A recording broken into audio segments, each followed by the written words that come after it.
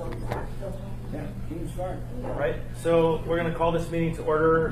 This is the Assembly Enterprise Utility Oversight Committee, and today is June 21st. It's 11 a.m. We're going to take the roll.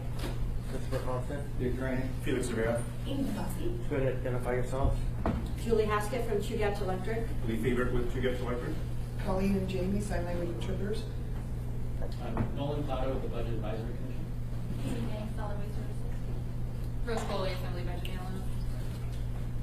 Dean Gates, Cindy Council. Please identify yourselves for the record. Forrest Dunbar. And Mark's here. a couple more. Oh, Mark Spafford, General Manager, SWS. Robert Henner, CFO. Awesome. So today we are meeting to have our ongoing conversation about the MLNP sale and then have a brief discussion or thoughtful discussion with Solid Waste Services. And yeah, for the record, Mr. Croft just entered the room. I think that because the administration is not quite here yet, I would love to move the order of the agenda to take up the solid waste question. And when Falk gets here, we just need to kind of go with him because his time is limited. So, Mr. Spofford. Did you want us to? Yep, let's begin. Yeah. We'll switch to Paul's when we get there.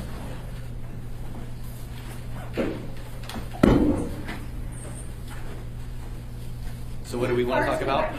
Yeah, exactly. You got a can too. Yeah, it's spending too much time outside. I brought along Katie, who's our acting customer service manager right now, and so I just wanted to address any questions that you all had about it. And it's kind of, it came to my attention, we had a late spring, and so that kind of pushed back people's community cleanup events. And unfortunately, we've always kind of operated under the premise of, we take the orange bags that we hand out for community cleanups, and we'll take those for free at the transfer station during the 2 weeks that coincide with the Chamber of Commerce cleanup, which is like with free disposal days at the landfill and stuff like that. But unfortunately, since we had a colder spring, people started cleaning up, I think, a little bit later, and because of guidance that we had given customer service staff in the past, unfortunately, some people who had, done a lot of hard work, picked up trash on the road, which we really appreciate. We want to encourage people to do that, because one of the things of the department is we want to keep, the MOA beautiful. We want to encourage people to do that. And unfortunately, we were charging people, when they had trucks full of those bags from community cleanup and events that they had done, and we inadvertently charged some of them. And so that's a problem.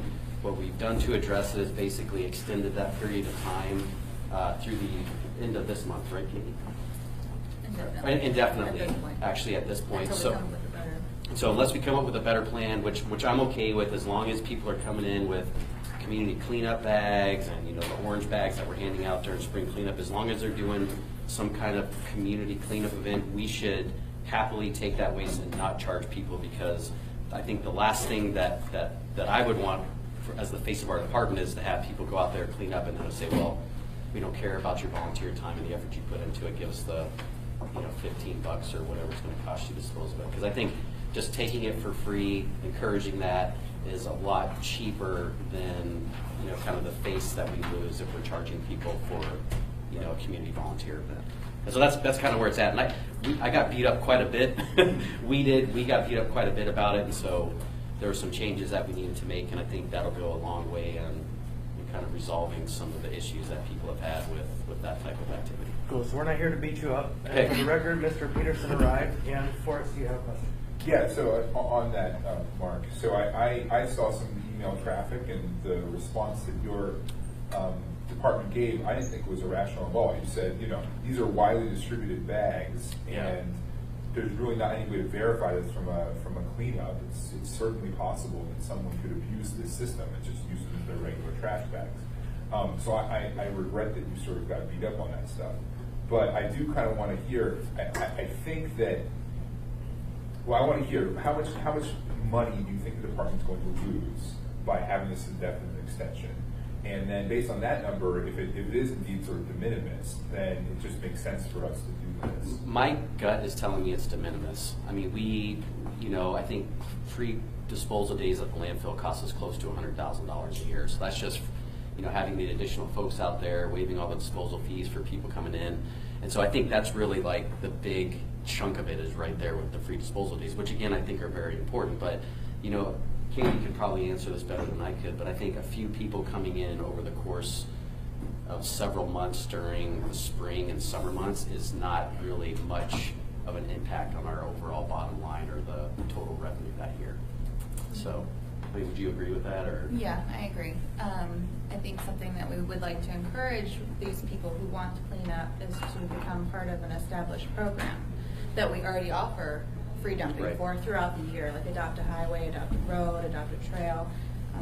You know, there's programs for all of that, and they provide the safety training, safety vests, the bags for them to use. And that way it's trackable and they get recognition for it as volunteers. So I think we should encourage people to kind of go that way, but yeah, I mean, And that's right, wrong, or different. That's kind of like the good thing that SWS has is because I don't want to say the RCA's and Albatross, however, we don't necessarily, you know, some of our friends at AWW and MLP don't have that option because of, you know, they have to do everything, you know, with respect to the ratepayers and in accordance with RCA. And so we have a little bit of flexibility with respect to that. And so I think it's something good to extend to our residents and the community as a whole, you know, to encourage stuff like that. Show that we're being flexible and able to, you know, change how we do stuff to kind of meet the needs of, you know, keeping the public, keeping the public areas nice and clean and encouraging people to do that. Thanks, Mr. Training. You've done a great job with your outreach to the public. We appreciate it. Thank you. Thank you. Anyone else? The one, Mr. Coleman? Yeah, Ms. I have a Zabowski. little different topic. A few weeks ago, I was contacted by a constituent who felt like SWS wasn't doing a good job keeping the recycling drop-off area clean at Highland. Simply, they said that they've gone there multiple times and there's been like trash and things scattered around it. So I just thought I'd bring that up to you. I appreciate You're that. welcome. And just so you all know, you know, we recently received 100% on our annual operating inspection from the Alaska Department of Environmental Conservation. That's something that, you know, we're really proud of and can kind of get that across to everyone here that, you know, the staff that works at SWS does. Granted, you know, stuff happens and litter accumulates and we can't always get to everything all the time, but we do a good job of keeping the facility clean and keeping ourselves, you know, in regulatory compliance with respect to our operating permit. So, and that's never happened. That's the first time that's happened in the history of the department. So, Okay, Mr. Training. Switching back to propane tanks, when we pick them up and clean up, John Rada people, they pick all these. Do they take it to your area and the propane is stored there or taken out of the cans and they're crushed, thrown in your landfill, or what's the process? I'm not quite sure. I mean, do you know the answer to that, Kate? I'm not sure if they go to our household. propane tanks have to go to hazardous waste. So they go to our household hazardous waste. Okay. Our So do we take the propane out of the tank and make sure there's no propane still in it? Or what? Yeah, we don't, NRC, who's our contractor that handles household hazardous waste types of stuff like that, they'll make sure that it's disposed of in accordance with, you know, so if they have to evacuate the propane out of that, they do that, just like they help us with evacuating, you know, Freon out of our Do refrigerators. we crush the tanks or do we just throw them in the landfill? We don't throw them in the landfill that I'm aware of. I believe that we use a contract or an arrangement with Blue Rhino, which is a tank company. Yeah. And they probably just profit from it through their procedure. I don't think it actually comes into our system. So they're reprocessed back on the community again? And so we can ask for a report on how that's managed. I'd just like to know. You know, and we can get that information, but I don't believe it goes to solid waste. Yeah, and if I can check with our household hazardous waste contractor and see what they do with those and get back to you. Thank you. Jason? Thank you, Mr. Chairman, and John Rod has told me that, because I've asked that question too, and that's exactly the same question he answered that I got with him. Blue Rhino is handling it, they take them over there, and most of them are reused, recycled, so they don't end up in the landfill, so that's a good thing. It's a good market for them, for Yeah. propane tanks. And they can look at taken from neighbors. Yeah, and with respect to Parks and Rec, I wanted to just throw this out there. We've been partnering with them on, you know, homeless camp cleanups, and I think anytime that they've organized any kind of cleanup, we've made sure that we've provided the dumpsters free of charge with disposal. You know, so we've been coordinating very closely with them on their cleanup activities to help support them as much as we can. Your zone cleanups, And in fact, I've seen you out there taking away 6 gigantic truckloads filled with 6 cubic yard cans over and over again filled with homeless property, or not property, homeless waste. And property was separated for the record. So the only question, if there's no other questions that I have, is relating to community council cleanups. Because on a yearly basis, I know that some councils struggle to get permission to get either dumping fees or get their stuff picked up. I know that's kind of bigger volume than would be several bags. So what's your kind of position on those things? Well, I actually met with the Fairview Community Council a couple weeks ago, and it was a really good meeting. Didn't get beat up. It was a good kind of two-way conversation that we had with them. And I think for stuff like that, I think it'd be best at this time kind of just to reach out to me, and I can kind of help to direct the organizing and letting staff know what to do. But I think that falls kind of in line again with, the same type of community cleanup that we're talking about, not charging people for, because if we want to encourage that, we don't want the stumbling block to be, well, who's going to pay the $15 or $30 to bring a couple, truckloads of bags and stuff that we're cleaning up. Right. You know what I mean? Yeah. So I think we're happy to support that too. Thank you. All right, any other questions?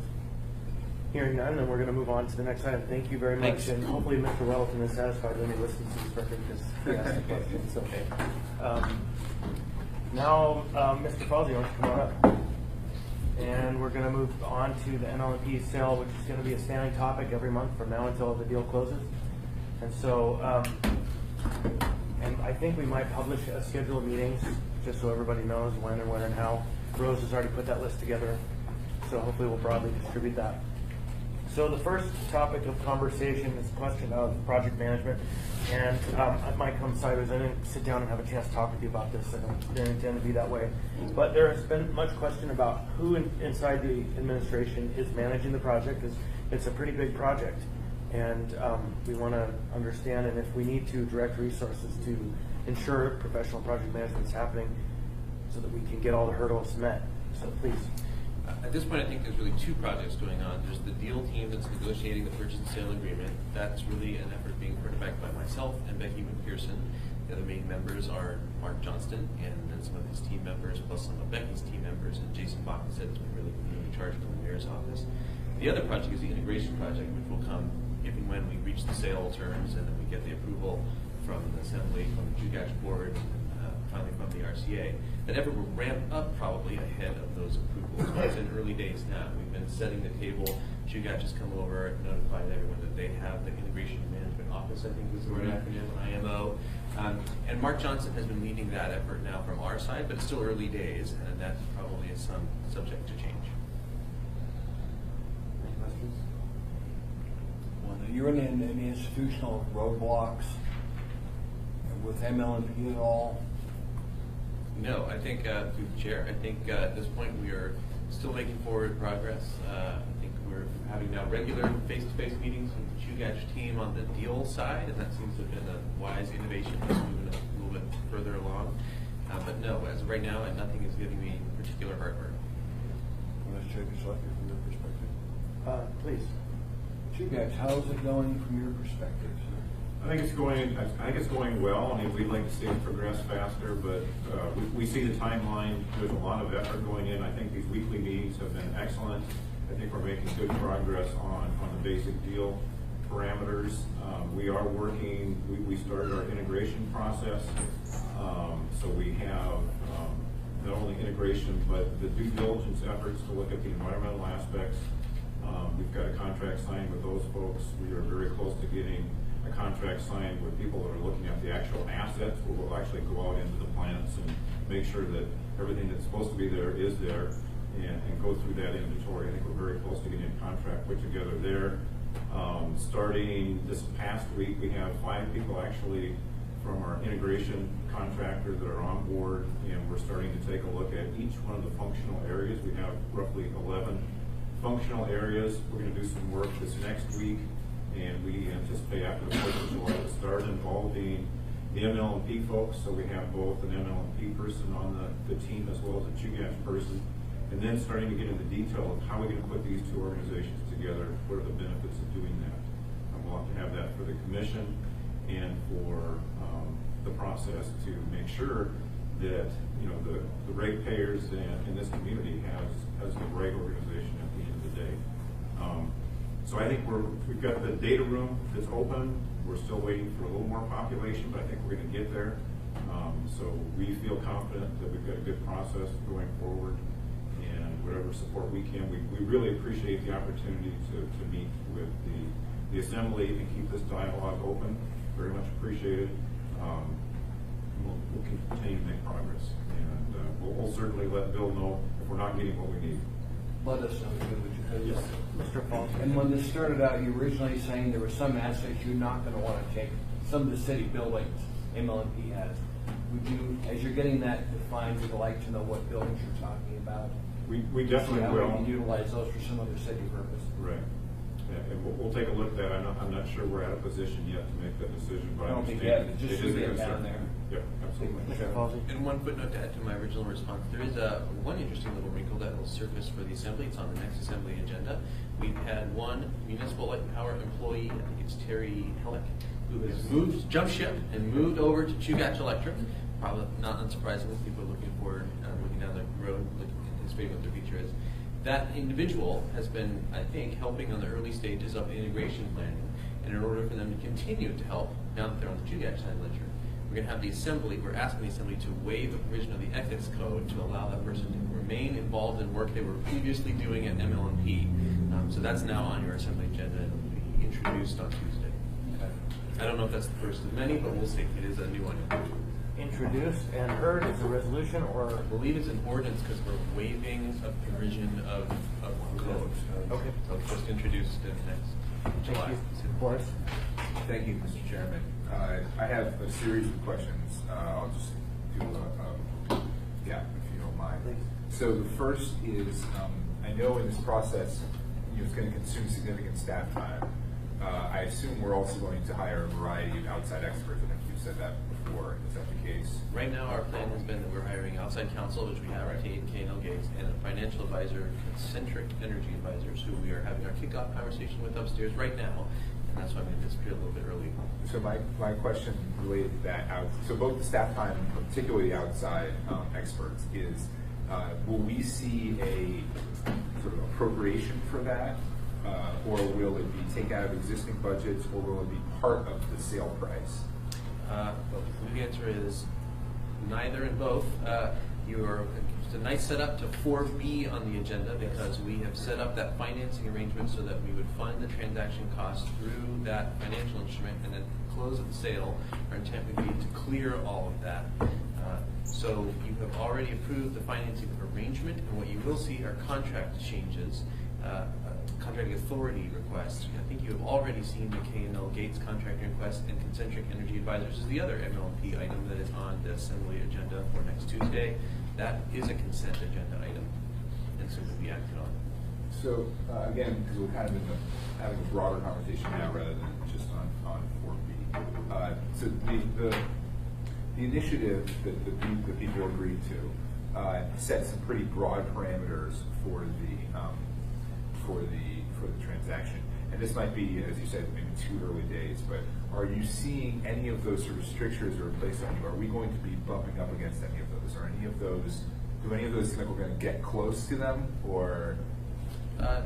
Jay, I don't think I have I don't think I know how to answer that question, but I think the answer is no. At least where I sit now, I think we're doing is perfectly consistent with the language that went to voters, and I don't see a scenario where we're going to say we have moved off of the dime in some significant way. There may be changes that are within the confines of the language that was sent to voters, and there might be sort of at the margins changes to some of the numbers that we proposed earlier, but I don't see anything that's going to be a radical departure. Last question, Mr. Chairman. So during the lead up to the vote that sent the question to the voters, and this relates perhaps to the employee that you said that just went to Chugach. Maybe this is a solution for some of them. But there was a very small subset of employees, I remember, that emailed us, and I believe they even came and testified, that said that basically their retirement, it was very problematic for their retirement. They were going to lose a significant amount of funding. Have we figured out a way to equitably resolve that situation, or is it going to be one of those cases where there's not much we can do? I think it'd be a case-by-case basis. Certainly, as other municipal jobs come open, those folks could apply for other municipal jobs. I understand that there was a number of people, a small number of people who were very close to a PERS vesting date. If they ended up as Chugach employees, they would not vest in PERS, but they would begin now the Chugach retirement system. Some of the folks thought that it might be better for them to remain somewhere with a PERS employer. There are a lot of different ways that could happen. One of them could be they could find a municipal job, they could find another state job. It may be that as we step more fully into the IMO process, that we'll find that there's some amount of reciprocal agreements that we'll need to negotiate with each other. So for instance, in the ETU sale, I think it is the case that the municipality processed payroll for some of the then ACS employees for a while because we still had them in our system and it was easier to do. We did it on a contract basis.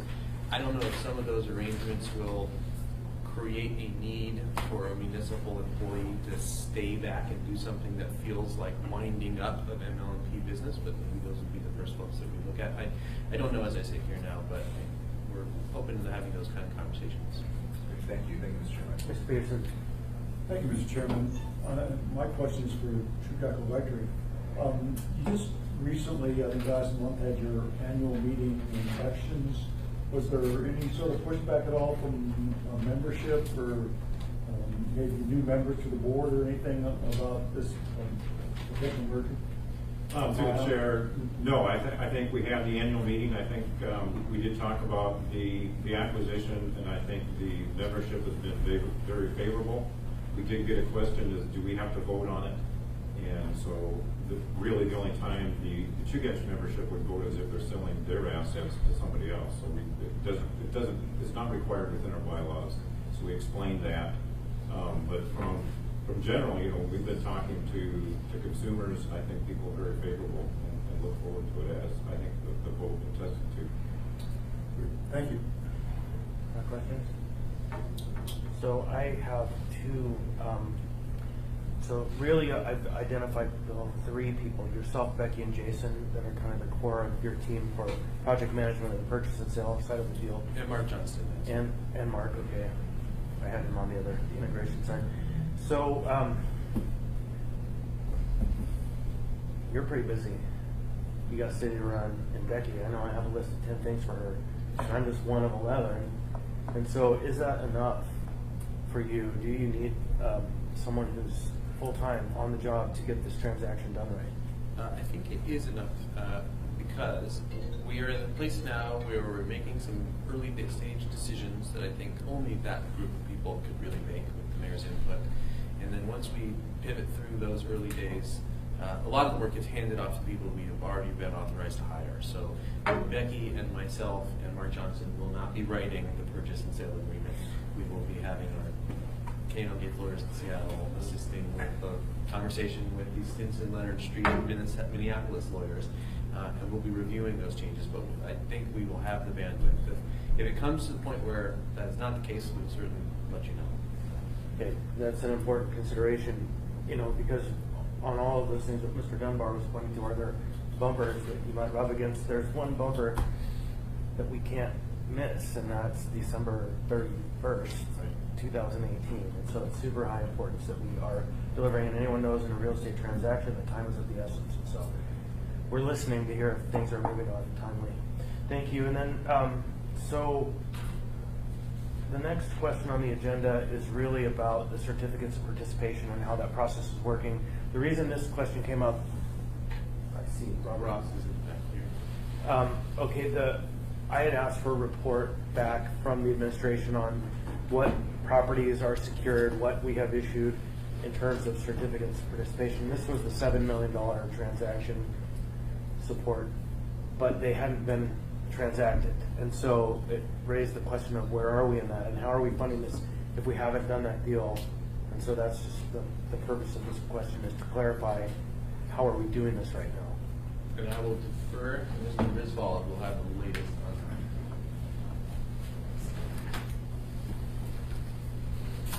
that. Ross Griswold, Public Finance Investments Division Manager. And Mr. Chairman and Mr. Constant, as you said, we haven't transacted this particular transaction yet. We needed a source of funds for payment of professional service fees, so this became an alternative for us to find a source of funds. We came up with the $7.9 million by adding up what we thought at the time was a good estimate, and it was a good estimate of the fees that we would incur. It came out to be $7.9 million. And one of the variables in there was our, what we're calling as a utility disposition consultant. Mr. Falsey referred to them previously as concentric energy advisors. And they are about to be under contract, and they will cost a great deal less than what we had anticipated. But we used the worst case number from the respondents because the timing of the ordinance coming to assembly. So we used the worst case dollar amount, which was in excess of $5 million. So this will be their contract will be less than $1 million. So there's a $4 million difference there. So right now I'm anticipating that if we do this leaseback transaction, which we expect we will be doing, it'll be approximately $3.3 million. So we haven't done it yet. We have not identified any property that would be subject to it. But as described in the a good description, as you well know about, is in the assembly memorandum, and it's a lease. We lease the property.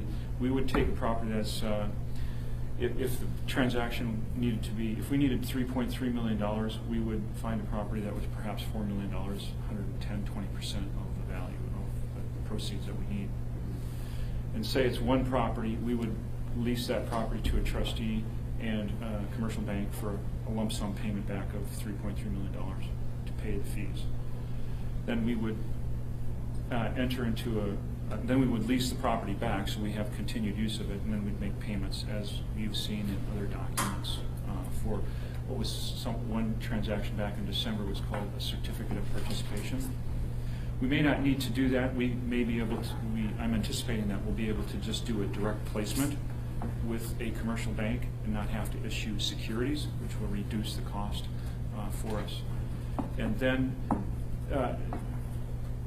the good thing about this transaction is it provides us with a source of funds, and when the transaction, the sale of ML&P were to close, presumably sometime in 2019, we can, one of the conditions of the leaseback transaction with the commercial bank is that we can prepay without a penalty. And I've got an indication from a commercial bank that's a successful, that concept works for them. So really this transaction may not be outstanding, is not intended to be outstanding past the closing date of the sale of ML&P. But it provides us with that source of funds in the meantime. Does that help, sir? Yeah, I understood that. I just wanted to understand why we hadn't actually executed it and what we were doing. So, any questions? None? Thank you. No, that's really helpful. And I would just say, be careful of cutting that margin too close. If you do go to securing funding, don't undershoot so that you end up having not enough. The difference from 3.9 to 7.9 is fast. So, sure. Thank you. Okay, then I think that completes the agenda. Is there any other members publicly? Anyone else want to talk? Remember the public, Budget Advisory Committee? I don't have any specific questions at this time. Just listening and observing at this point. Thank you. All right, so the intent is to keep meeting regularly once a month so that we keep our finger on the pulse of this transaction and make sure from our perspective things are moving forward. So thank you all for being here. This meeting is adjourned.